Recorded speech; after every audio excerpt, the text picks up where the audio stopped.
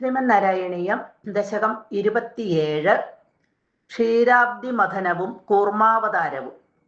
വൃത്തം പ്രഹർഷിണി. ശ്ലോകം 1. ഗജാനന പത്മാർക്കം ഗജാനനമഹർനിശം അനേകദം തം ഭക്താനാം ഏകദന്തമുപാസ്മഹേ. സരസ്വതി നമസ്തുഭ്യം വരദേ ജ്ഞാനരൂപിണി. വിദ്യാരംഭം കരിഷ്യാമി സിദ്ധിർഭവതു മേ സദാ. ഗുരുർബ്രഹ്മ ഗുരുർവിഷ്ണുർഗുരുർദേവോ മഹേശ്വര. ഗുരുഃ സാക്ഷാത് പരം ബ്രഹ്മ തസ്മൈ ശ്രീ ഗുരവേ നമഃ. ഓം നമോ ഭഗവതേ വാസുദേവായ. ദുർവാസാസുരവനിതാപ്ത ദിവ്യമാല്യം ശക്രായ സ്വയമുപദായ തത്ര ഭൂയ.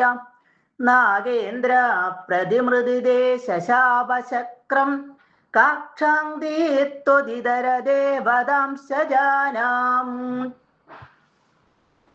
ഇവിടെ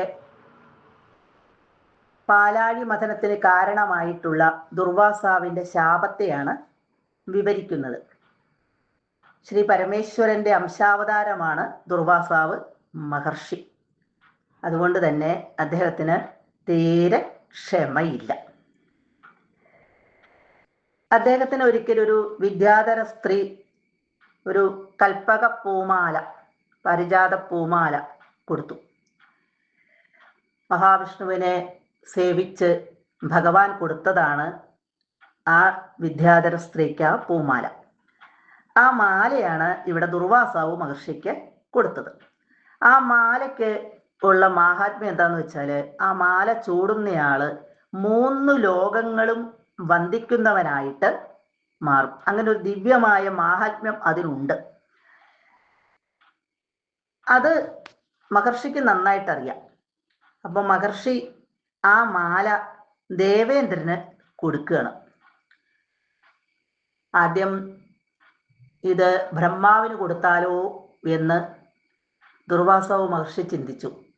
ബ്രഹ്മാവിന് കൊടുത്താൽ ഈ മാല മുറിച്ചെടുക്കും. കാരണം ശിരസ്സിൽ ചൂടണമെങ്കിൽ 4 ശിരസ്സുകളുണ്ട്.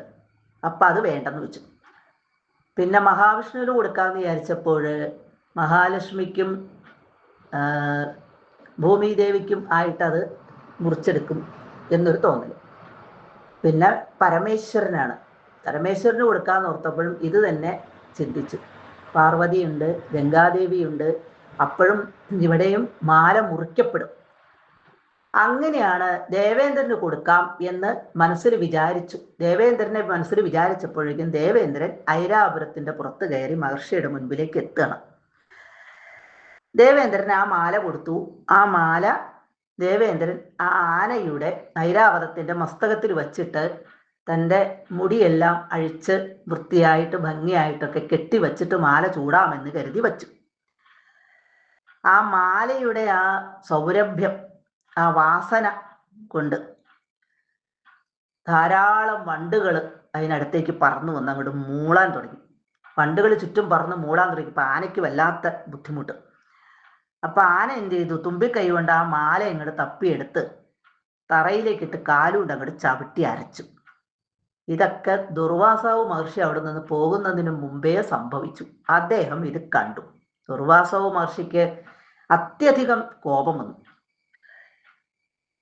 ആ കോപത്തോടുകൂടി മുനി അവരെ ശപിച്ചു. എല്ലാവരെയും അടച്ചങ്ങോട്ട് ശപിച്ചു. ദേവന്മാർക്കെല്ലാം ജരാനര ബാധിക്കട്ടെ, അവരുടെ എല്ലാ ഐശ്വര്യങ്ങളും നശിച്ചു പോകട്ടെ എന്ന് അങ്ങോട്ട് ശപിച്ചു. ഇങ്ങനെയുള്ള കാര്യങ്ങളൊക്കെയാണ് ഈ ശ്ലോകത്തിൽ വളരെ ചുരുക്കി പറയുന്നത്. ദുർവാസാവ് മഹർഷി സുരവനിതാപ്ത ദിവ്യമാല്യം. സുരവനിത അത് ദേവസ്ത്രീ. ആ ദേവസ്ത്രീയിൽ നിന്ന് ആപ്ത കിട്ടിയ ദിവ്യമാല്യം, ദിവ്യമായ ആ കൽപ്പക പൂമാല ശക്രായ ശക്രൻ ദേവേന്ദ്രനാണ്. ദേവേന്ദ്രന് സ്വയം തന്നെത്താനെ ഉപദായ സമ്മാനിച്ചിട്ട്, അപ്പൊ ഇത് ദേവേന്ദ്രന് ഈ മാല ദുർവാസാവ് മഹർഷി കൊടുത്തു. എന്നിട്ട് തത്ര ഭൂയ, അത് പിന്നെ നാഗേന്ദ്രൻ എന്നിവിടെ നാഗം എന്ന് പറഞ്ഞാൽ ആന എന്നർത്ഥമുണ്ട്. ഇവിടെ നാഗേന്ദ്രൻ എന്ന് പറയുന്നത് ഐരാവതത്തെയാണ്. ആ ഐരാവതത്താൽ നാഗേന്ദ്ര പ്രതിമൃതിതേ, ഇവിടെ ഐരാവതത്താൽ നശിപ്പിക്കപ്പെട്ടപ്പോൾ ശക്രം ദേവേന്ദ്രനെ ശപിച്ചു. ഇവിടെ പ്രതിമൃതിതേ എന്ന് പറഞ്ഞാൽ ചവിട്ടി അരച്ചപ്പോൾ എന്നുള്ള അർത്ഥമാണ്. ആ മാല ഐരാവതത്താൽ നശിപ്പിക്കപ്പെട്ടപ്പോൾ, ഐരാവതം ചവിട്ടി അരച്ചപ്പോൾ.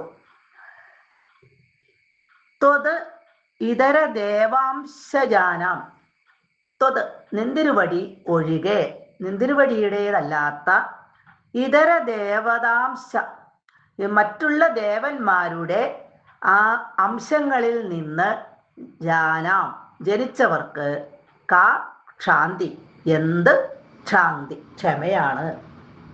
മറ്റുള്ള ദേവന്മാരുടെ അംശാവതാരമായ മഹാവിഷ്ണുവിൻ്റെയൊക്കെ അംശാവതാരമായിട്ട് ജനിച്ചവർക്കൊക്കെ ക്ഷമയുണ്ടാകും. അപ്പൊ ഇവിടെ പറയണ ഭഗവാനിൽ നിന്ന് ജനിച്ചതല്ല, നിന്തിരുവടിയിൽ നിന്ന് ജനിച്ചതല്ല.